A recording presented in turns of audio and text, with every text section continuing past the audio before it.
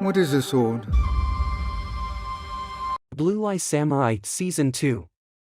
The show's creators have been on a summer tour of interviews and campaigning, given that their show snatched 6 Annie Awards and a couple of Emmy nominations earlier this year.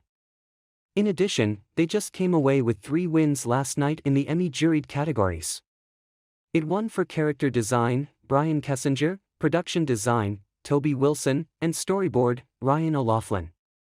We'll get to find out in mid-September whether the show wins for sound editing or Best Animated Program at the Primetime Emmys. There's been a bunch of interviews, so we'll touch on some of the bigger points and also then run through some other snippets of information at the bottom. Grace Randolph, on YouTube via her channel Beyond the Trailer, spoke to the trio of creators behind the show, teased out some information about where we're heading next, and also discussed the show's viewing figures. Michael Green said, "Something Netflix shared with us is that we came out, and it wasn't an explosive coming out. People found it. And most shows on Netflix tend to like pop high and then find a trough, and we held and built." While tight-lipped about the future, they did confirm that some old returning and plenty of new characters will appear in the new season, but stressed that it's early days.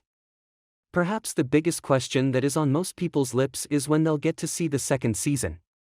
If you're familiar with animation, you'll know that projects don't just get snapped into reality but go through a long process from concept to script, design, animation, and eventually, to our screens. That prolonged production period is often why many Netflix shows get upfront orders for multiple seasons, and unless they perform spectacularly well, they don't come back for more. We've seen this play out recently with Blood of Zeus, which took 4 years to return for its second season after the first.